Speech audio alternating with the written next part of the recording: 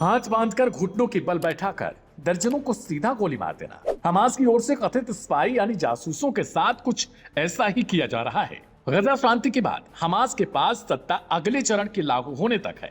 Hamas का पूरा focus अब उन लोगों की ओर हो चुका है जिन्होंने युद्ध के दौरान हमास के साथ कथित तौर पर विश्वासघात करते हुए इस्राएली फोर्सेस यानी आईडीएफ की मदद की। गजा में युद्ध विराम के बाद अब शांति की नई तस्वीर उभरी है, लेकिन यह तस्वीर आसान नहीं। हमास को शांति समझौते के तहत सीमित समय के लिए गजा की सुरक्षा और प्रशासनिक जिम्मेदारी सौंपी गई है। इसी दौरान संगठन ने अपने इलाके में सुरक्षा अभियान शुरू कर दिया। हमास का दावा है कि यह कार्रवाई उन लोगों के खिलाफ है जिन्होंने पिछले 2 साल के संघर्ष के दौरान इस्राएल से संपर्क या सूचना साझा की। संगठन का मानना है ऐसे लोग घुसपैठिए हैं जिन्होंने गजा के सैकड़ों नागरिकों की जान खतरे में डाली। स्थानीय मीडिया के मुताबिक शनिवार को गजा सिटी और खान यूनिस में कई संदिग्धों को हिरासत में लिया गया। हमास के प्रवक्ता ने कहा कि गजा अब शांति के दौर में है और जो भी दुश्मन की मदद करेगा उसे कानून के दायरे में लाया जाएगा। हालांकि अंतर्राष्ट्रीय रिपोर्ट्स में इन अभियानों पर भी सवाल खड़े होने लगे हैं। कुछ मीडिया संस्थानों जैसे वाइनेट और वॉशिंगटन फ्री बीकन ने दावा किया कि गजा में कुछ जगहों पर हमास की सुरक्षा शाखा ने कथित जासूसों को गोली मार दी। हमास समर्थक चैनलों ने रिपोर्ट्स को झूठा प्रचार बताया और कहा कि जिन वीडियोस को पेश किया जा रहा है वे पुराने युद्धकालीन हैं। गजा के कई इलाकों में आज भी सेना, पुलिस और नागरिक सुरक्षा की संयुक्त दस्ते गश्त कर रहे हैं। हमास का कहना है इस अभियान का उद्देश्य आंतरिक सफाई नहीं बल्कि स्थायित्व और अनुशासन बहाल करना है ताकि आगे की राजनीतिक प्रक्रिया बाधित न हो पाए। राजनीतिक विश्लेषकों का कहना है कि हमास की रणनीति केवल बदले की नहीं बल्कि सत्ता को व्यवस्थित करने की कोशिश भी है। डोनाल्ड ट्रंप के 20 पॉइंट पीस प्लान के बाद गजा में अंतरिम व्यवस्था बनी है फिलहाल, जिसमें अगले चरण तक हमास प्रशासनिक भूमिका निभा रहा है। तुर्की, कतर और मिस्र जैसे देश इस पूरी प्रक्रिया में मध्यस्थता की भूमिका निभा रहे हैं। विशेषज्ञों के मुताबिक हमास गजा में स्थिरता दिखाना चाहता है ताकि अंतर्राष्ट्रीय स्तर पर यह संदेश भी जाए कि वह केवल एक संगठन नहीं बल्कि एक प्रशासनिक ताकत है। हालांकि यह भी सच है कि गजा में कई तबके ऐसे हैं जो हमास की नीतियों को लेकर सशंकित रहे हैं। युद्ध से थके नागरिकों के लिए भी यह एक नया लेकिन अस्थिर दौर जरूर है। गजा की गलियों में अब बंदूकों की आवाज कम है, लेकिन तनाव की परतें अभी भी बाकी हैं। स्थानीय लोग कहते हैं हम बस यही चाहते हैं कि अब कोई और लड़ाई न हो। हमास की ओर से किए जा रहे अभियानों को कई लोग आवश्यक सुरक्षा कदम मान रहे हैं, जबकि कुछ इसे डर का माहौल फैलाने की कोशिश भी कह रहे हैं। गजा अब उस मोड़ पर है जहां कदम या तो स्थायित्व की ओर ले जा सकता है या फिर से अनिश्चितता में धकेल सकता है। सवाल यही है, क्या यह नए गजा की शुरुआत है या शांति की वो कहानी जो अभी भी फिलहाल अधूरी दिख रही है।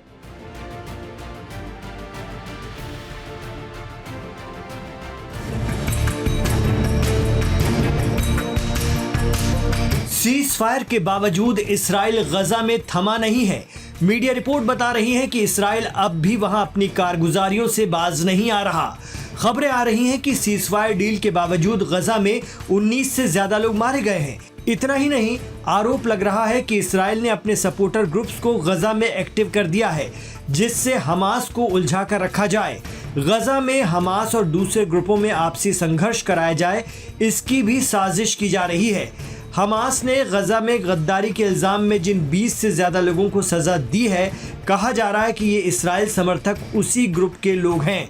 कहा जाता है कि ये ISIS यानी दाइश से जुड़ा संगठन है, जिसका लीडर यासिर अबू शाहब है और इस संगठन के लोग सीज फायर के बाद गजा में एक्टिव हो रहे हैं। इन पर आरोप लगता है कि ये इस्राइल समर्थक ग्रुप है और इनका इस्तेमाल गजा में हमास के खिलाफ इस वक्त किया जा रहा है। आरोप तो ये भी लगता है कि इस ग्रुप को पैसा और हथियार इस्राइल दे रहा है। इसका मकसद है कि गजा के अंदर आग लगी रहे, फिलिस्तीन का मामला 2 स्टेट थ्योरी तक न पहुंच पाए। इस बीच खबर आई कि गजा में हमास के लड़ाकों ने वहां का प्रशासन और व्यवस्था संभाल ली है। हमास के हथियारबंद लोग पहले की तरह गजा में पुलिस की भूमिका में भी हैं। इस्राइल ने इसको लेकर एतराज किया तो मीडिया रिपोर्ट बता रही है कि प्रेसिडेंट ट्रंप ने ये कहते हुए इस्राइल को रोक दिया कि उन्होंने ही अगली व्यवस्था तक हमास को ये जिम्मेदारी लेने के लिए कहा है, यानी गजा में नया सिस्टम बनने तक सिक्योरिटी का काम हमास संभालेगा। देखा जाए तो हमास सीज फायर की शर्तों के मुताबिक ही अमल कर रहा है। उसने सभी जीवित इस्राएली बंधक रिहा कर दिए हैं। बावजूद इसके इस्राइल पर गजा में हमास के साथ दूसरे ग्रुप्स की झड़पें करवाने का आरोप लग रहा है। एक्सपर्ट कहते हैं कि अमेरिकी प्रेसिडेंट ट्रंप ने गजा में शांति समझौता तो करवा दिया, बिना हमास और बिना इसराइल के ट्रंप की मौजूदगी में 20 देशों के प्रतिनिधियों ने दस्तखत भी कर दिए, लेकिन इसराइल को इस समझौते पर कायम रखने के लिए कितना दबाव बना पाएंगे ट्रंप, ये बड़ा सवाल है। दरअसल इसराइल की पिछली कार्यशैली देखें तो वो इस तरह के समझौतों का मान बहुत ज्यादा वक्त तक नहीं रख पाता है। वजह है ग्रेटर इसराइल का उसका लक्ष्य जो छिपा नहीं है। यही वजह है कि पिछली बार भी गजा में सीज फायर तोड़ा गया था इसराइल के जरिए। अब तो सारे इसराइली बंधक छूट गए हैं हमास की कैद से। ऐसे में क्या इसराइल पलटी मार जाएगा, ये बड़ा सवाल है। हालांकि इस समझौते को स्थायी बनाने के लिए ट्रंप को इस्राएली प्रधानमंत्री बेंजामिन नेतन्याहू पर लगातार दबाव बनाना होगा। माना जाता है कि पीएम नेतन्याहू एक मजबूत और जिद्दी नेता हैं।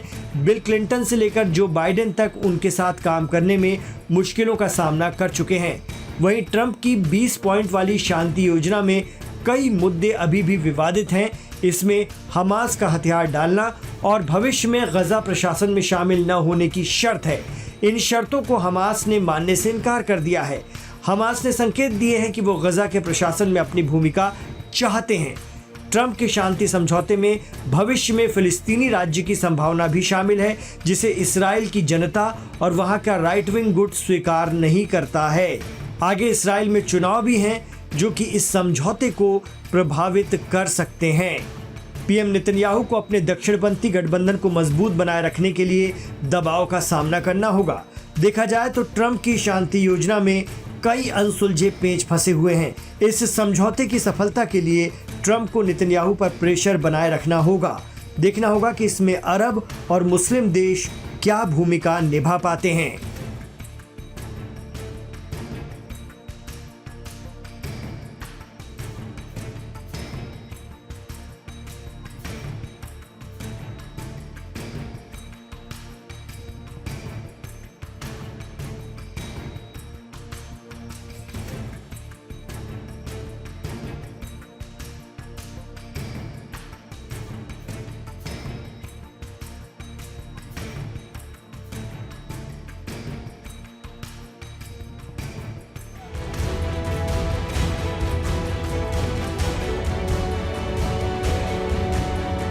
इसराइल और हमास के बीच हुए ऐतिहासिक शांति समझौते के बाद तनाव पूरी तरह खत्म नहीं हुआ है। समझौते के तहत गजा से सभी इसराइली बंधकों के शव लौटाए जाने थे, लेकिन अभी तक 28 में से केवल 4 ही शव वापस आए। इसराइली सरकार का कहना है कि हमास कुछ शवों को जानबूझकर रोक रहा है, जबकि मध्यस्थ देशों का कहना है कि गजा की तबाही के बीच मलबे में शवों की तलाश बेहद मुश्किल है।